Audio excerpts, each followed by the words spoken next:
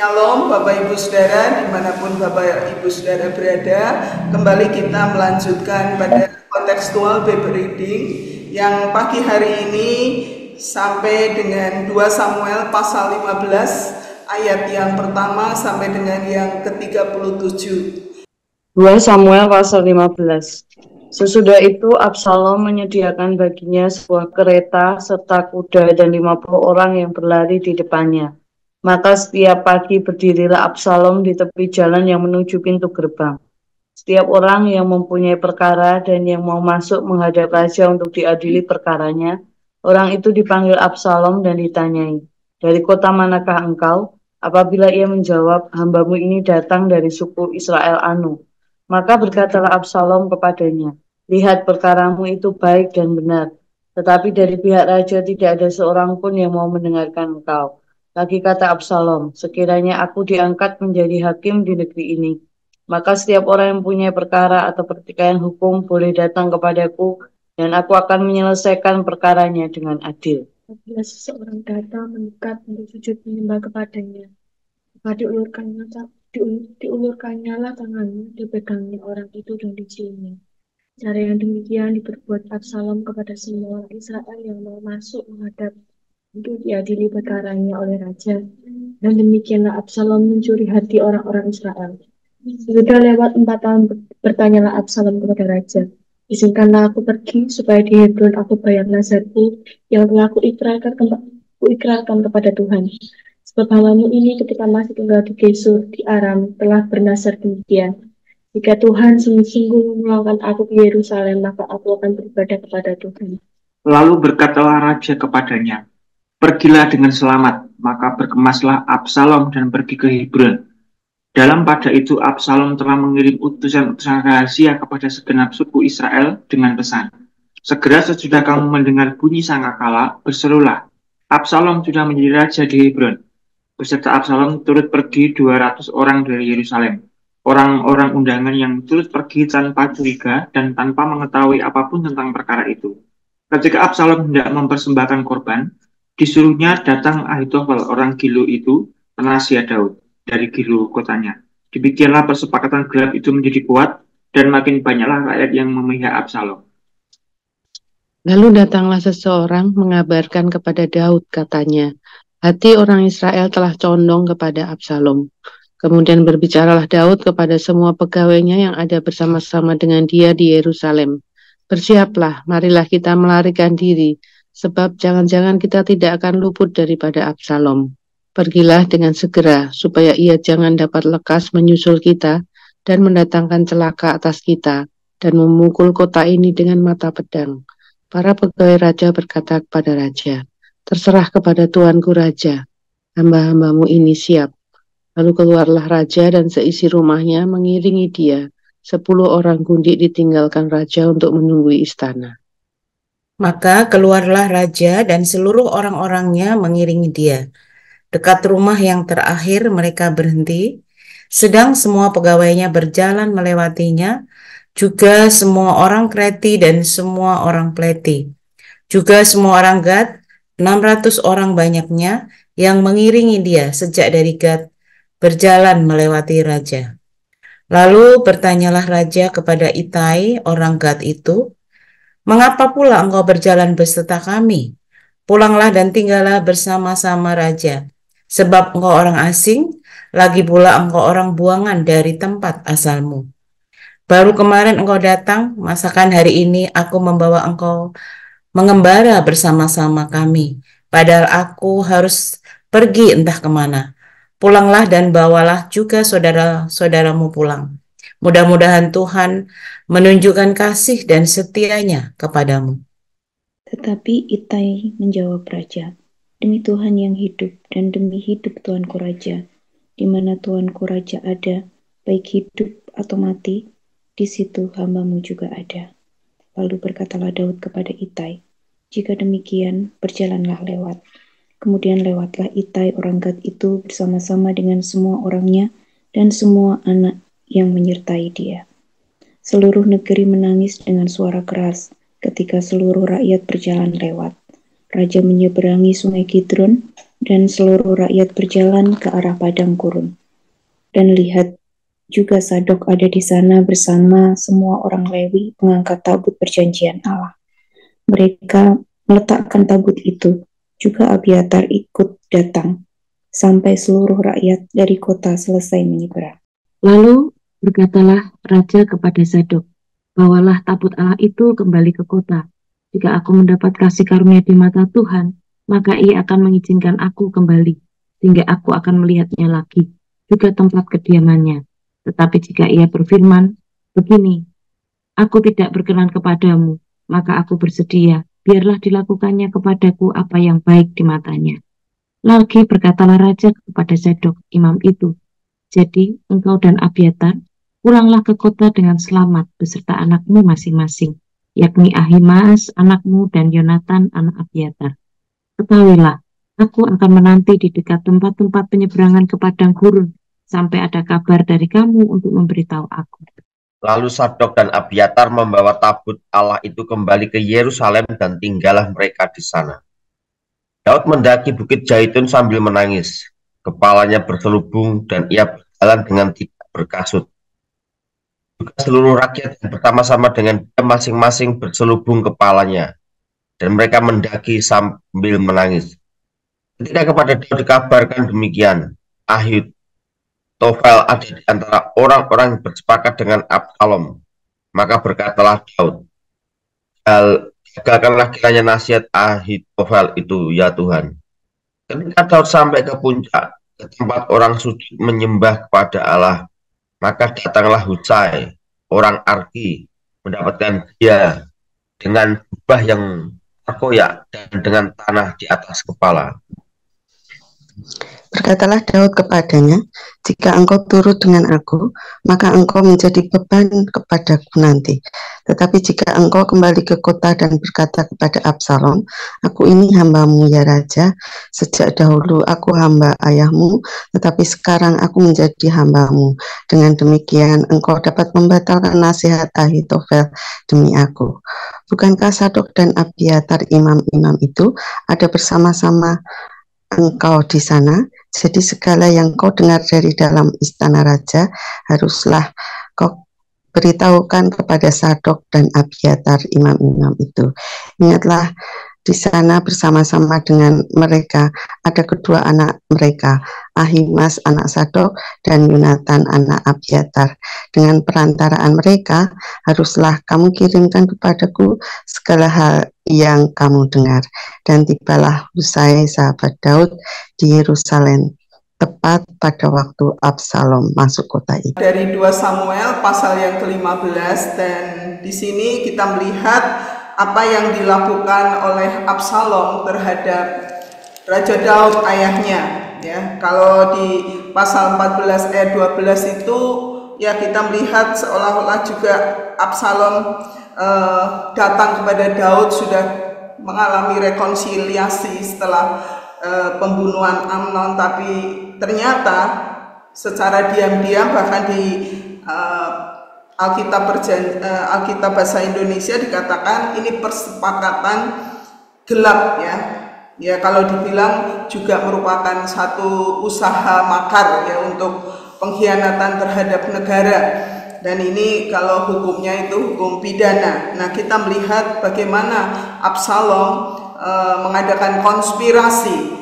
Di ayat 1 sampai 12 kita melihat ada satu strategi-strategi yang dilakukan oleh Absalom untuk menggulingkan Raja Daud ya. Di situ dikatakan di ayat 1, sesudah itu Absalom menyediakan baginya sebuah kereta serta kuda dan 50 orang yang berlari di depannya. Jadi saudara, kita melihat ternyata dia juga mulai menyusun satu kekuatan. Diam-diam dia menyediakan satu kereta dan 50 orang pelari yang di depan berlari di depan Absalom ya, kalau sekarang itu forerunner gitu ya. Nah saudara, kita melihat juga, dan setiap pagi Absalom selalu ada di pinggir jalan menuju gerbang ke Raja Daud, dan kita melihat setiap orang yang punya perkara dan akan datang kepada Raja Daud selalu halangi untuk tidak bertemu dengan Raja Daud, dan Absalom juga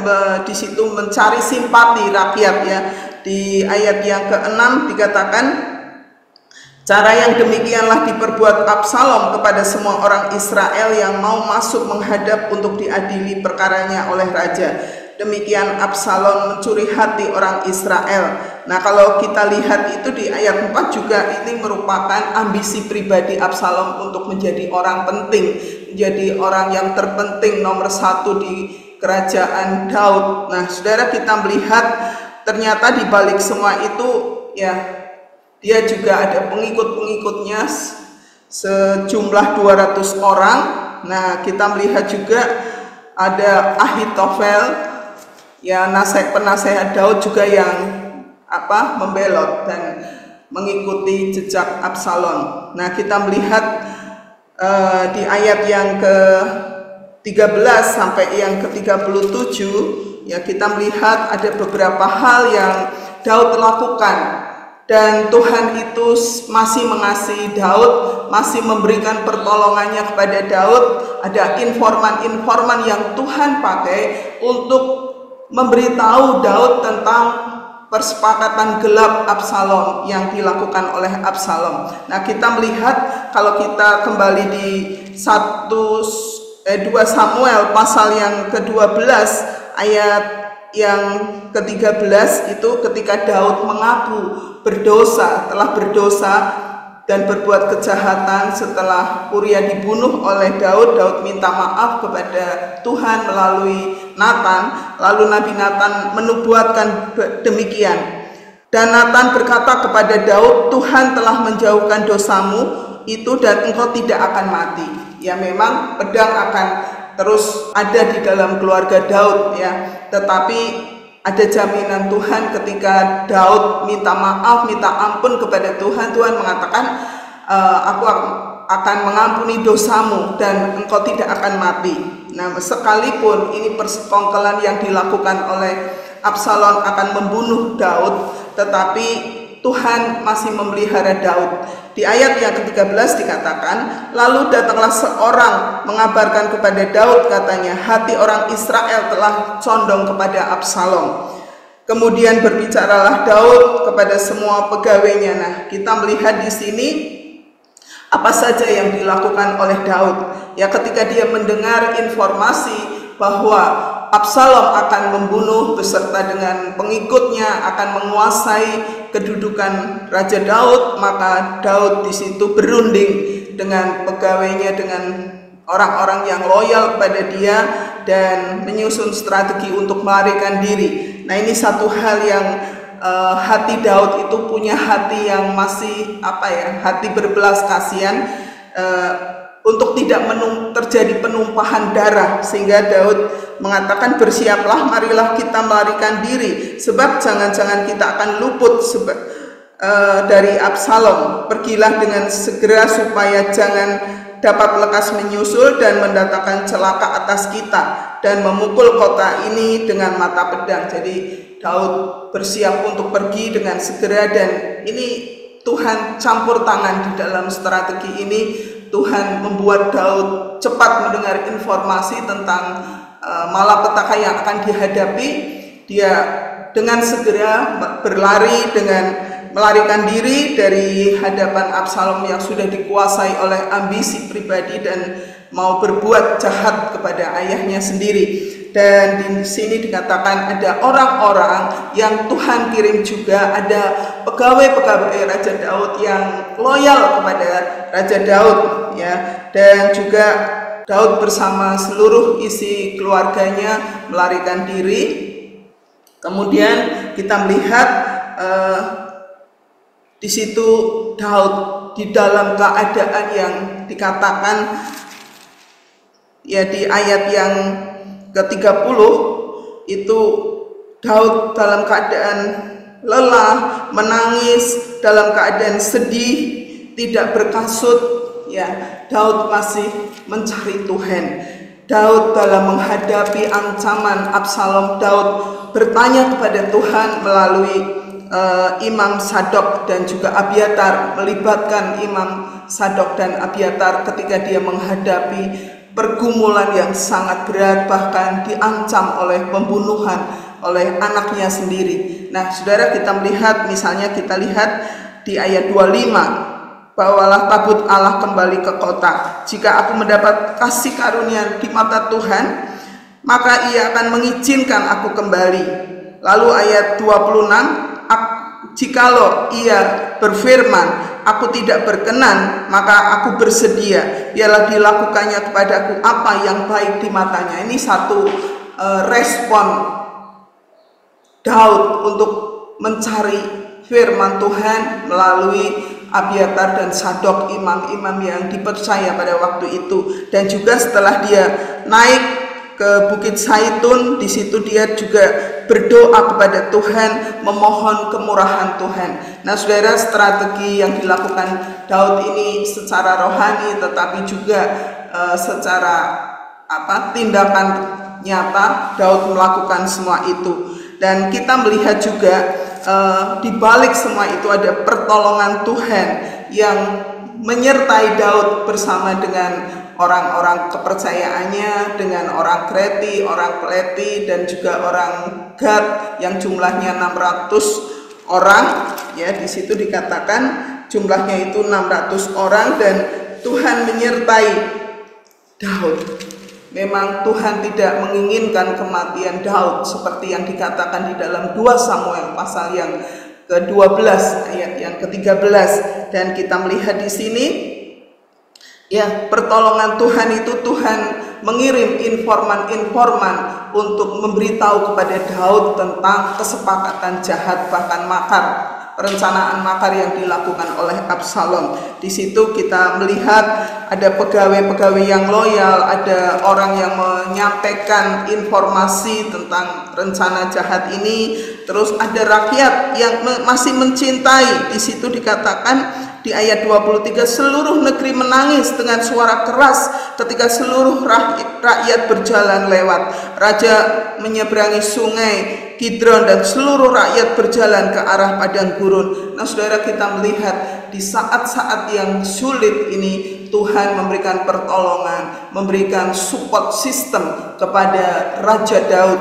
Ada orang-orang, ada masyarakat yang mengasihi dia, yang mencintai dia, ada imam-imam Abiatar dan Sadok, ada orang Peleti, orang Gad, dan juga di situ dikatakan ya, ada juga Itai yang juga punya loyalitas kepada Daud, dan ada Husai sahabat Daud.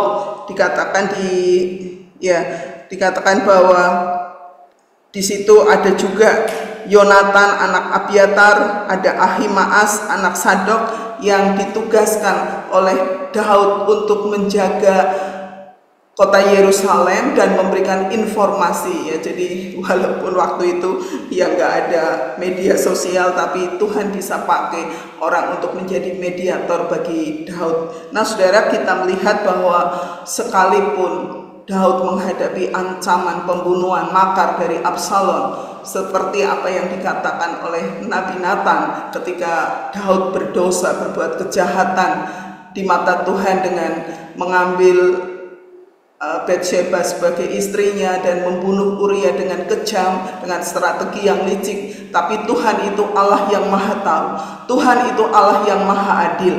Dia berkuasa untuk melakukan segala perkara. Apa yang sudah disampaikan oleh firman Tuhan tidak akan sia-sia, dan dinyatakan oleh Tuhan untuk menyatakan kekudusan Tuhan, menyatakan kuasa Tuhan kepada Raja Daud sebagai orang yang berkuasa, yang sudah diurapi sebagai raja. Ketika dia jatuh dosa, dia tetap juga melakukan keputusan, memberikan keadilan untuk membela orang-orang yang lemah atas perbuatan dari Daud. Nah, saudara, kita melihat bahwa Tuhan itu adalah Tuhan yang hakim yang adil, yang bijaksana, dan juga Dia Allah yang Maha Tahu. Nah, kita melihat amanat teksnya, kita melihat di sini bahwa Allah itu berdaulat atas segala sesuatu. Tidak ada hal yang tersembunyi di mata Allah. Sekalipun Daud melakukan dosa secara sembunyi, tapi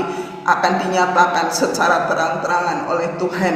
Ini membuktikan bahwa Dia adalah Allah yang berkuasa atas segala Tuhan, segala kuasa di bumi. Yang kedua, kita melihat bahwa amanat teks yang kedua, orang yang berdosa itu ya punya konsekuensi, menghadapi konsekuensi dari dosanya. Sekalipun Daud sudah mengaku dosa, tetapi konsekuensi itu tetap ditanggung Daud, walaupun Daud tetap dipelihara Tuhan, tidak mengalami kematian. Dan kita melihat bahwa ya orang yang bertobat, dia harus juga disertai dengan tindakan konkret dari pertobatannya sebagai bukti bahwa dia sungguh-sungguh bertobat. Nah, apa sih aplikasinya bagi kita pagi hari ini? Kita melihat ya, sudahkah kita mengakui kedaulatan Tuhan, mengakui kebesaran Tuhan? Sudahkah saudara juga mentaati firman Tuhan yang hidup, yang berkuasa? Dan apakah saya menjaga hidup yang kudus dan benar di hadapan Tuhan? Biarlah firman Tuhan pagi hari ini memberkati kita, memberikan kepada kita dorongan berkomitmen untuk hidup benar dan bertobat di dalam kebenaran firman Tuhan. Tuhan memberkati. Amin. Dan mari kita merespon firman Tuhan. Kita mau senantiasa mengandalkan Dia, mengakui kebesaran dan kedaulatan hidup kita. Engkau Tuhan yang kuandalkan, satu-satunya yang kuandalkan.